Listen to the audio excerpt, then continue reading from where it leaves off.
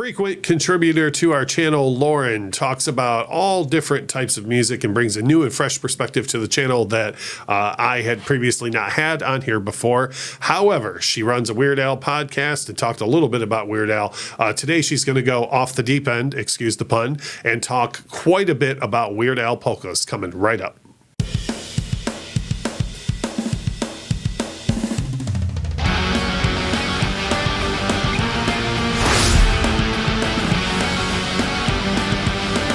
Hey, it's Russ from the Infectious Groove podcast. It's Lauren from the Weird Al podcast. And like I said in the intro, Lauren has a wide variety of taste in music centered all greatly in the early 70s to early 80s. But the woman runs a Weird Al podcast and has, to be honest, talked a shockingly small amount about Weird Al on the channel so far, in my opinion. So today you're going to get a deep dive. If you're not a Weird Al fan already, this is probably going to be a confusing video. If you are a Weird Al fan, this is probably the milk of the gods that you've been waiting for, is a video from Lauren on Weird Al polkas. Lauren, talk to us about the style and amazement of a Weird Al polka. Yes, the style and amazement of a Weird Al polka. I mean, in my head, I'm calling this the inevitable polka discussion because it was bound to happen at some point. So for those that aren't really familiar with this, on almost every studio album, save for two, Weird Al does what we call, well, he calls them, that's what they are. They're a polka medley where he takes just songs from different genres and stuff that's kind of happening in pop culture at the time and puts them together in a medley style thing, but it's polka. I feel like the one that most people would know for some reason is the Angry White Boy polka or the alternative polka. Yeah, I'm going to say a lot of it depends on when you got into Weird Al. Right. So, and sorry to interrupt. What are the two? It's Polka Party, and is the first one not have a polka as well? Polka Party definitely has a polka. Oh, what albums am I thinking doesn't have a polka? Even Worse and the first one. Even Worse is always the one that I forget doesn't have a polka. Yep, it doesn't have a polka. So anyway, he does these medleys, and they're on nearly every album. Which 13 out of 15, 12 out of 14 records is not bad for a polka track record. Yeah, and so when I was thinking about talking about these polkas, I could have done a top 5 polkas, but then I'd be leaving 2/3 of them out, and so I was like, which is unfair to polkas in general. Yeah.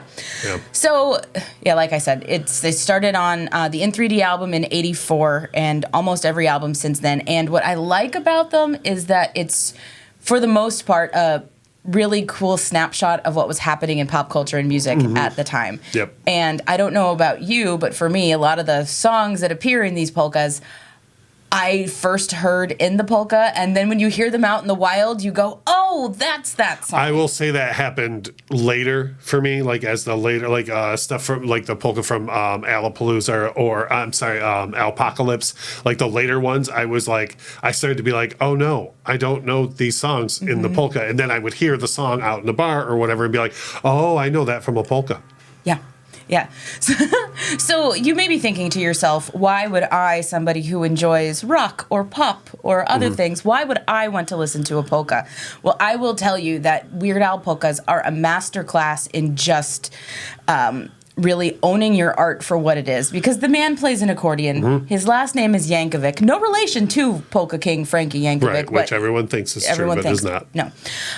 He almost kind of had to put polka in there somewhere, and I feel the way he did it was absolutely brilliant. And one of the things that I think makes an amazing Weird Al polka is the transitions between the songs in the medley themselves. Right. That's where almost all of the magic happens for me anyway, because what ends up happening is you get these really strange mental connections between songs that would not exist otherwise. This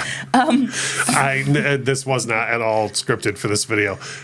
Because of that, I can't hear the chorus to Dr. Feelgood by Motley Crue without, when it gets to the "He's Gonna Be Your Frankenstein" line, wanting to say "Let's kick it," and then hearing the bass line to Ice Ice Baby because of that transition in that polka, and the Humpty Dance is the same way. I could not agree more. Yes, he's referring to the songs on Polka Your Eyes Out from 1992. Yeah. One of my favorite transitions, though, because it's the weirdest thing in the world, is from the Polka Power polka in 99, the transition from Dope Show to Mbop. Yeah. Yeah, when I was looking at your notes, I literally, and people watching this video will see, I started to giggle to myself, like just reading that note because of that, and that's what reminded me of the Dr. Feelgood thing too. It's just and like to me, that's what you were talking about earlier. It's a time capsule of what was going on at that time, and when you hear that, you think, "Wow, Dope Show and MMMBop were like." Big deals at the same time. Yeah, it's wild. It's wild. And just a couple other things that I feel like makes a really good Weird Al polka is the funny little sound effects that are in there. In the Hamilton polka, for instance, which I'm going to talk about a little bit later, I'm not throwing away my shot, and then there's that fake little boom, gun noise, which just kind of has to be there. The sound effects will make you chuckle, and we think of polka as being one thing, but when you listen to a Weird Al polka, you realize there are sub-genres to polka that he then goes ahead and explores in these medleys. Right. I wanted to close this with what I call my great moments in Weird Al polka. Right. And from his very first polka, Polkas on 45, the police song, Every Breath You Take, and this is the first time I realized that polka didn't have to be super upbeat and kind of dancey. Yeah. This is almost like a heavy polka, and I'm not going to do it justice. Just lends hear into it. your point before about the sound effects, the heavy breathing that's going on in the back. It's so funny. Another one that I love from the polka you were alluding to before, Losing My Religion, the REM song. Of course, we know, oh no, I've said too much. Yeah, he basically just screams, oh no. The way the oh no is delivered is the opposite of how it's delivered in the song Losing My Religion by REM. It's delivered in the most Weird Al way possible.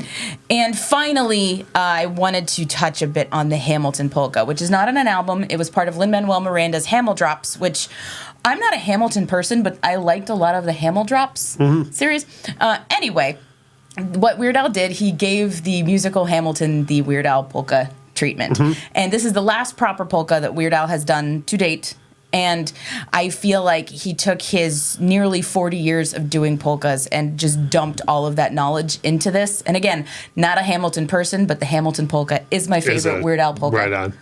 So, like we always say in these videos, like we love the comments on this stuff. So I would like to hear from, if you are a Weird Al fan, like I know people who are Weird Al fans who never give the polkas the time of day. Yeah. You know, like let me know if that's you and why.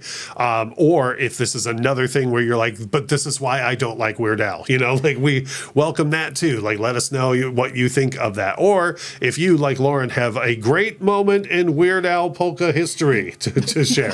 Patent pending. Yeah. Trademark pending. But as we always say in these videos, make sure to hit the links below. Subscribe to one or both of our podcasts. But thank you so much for watching.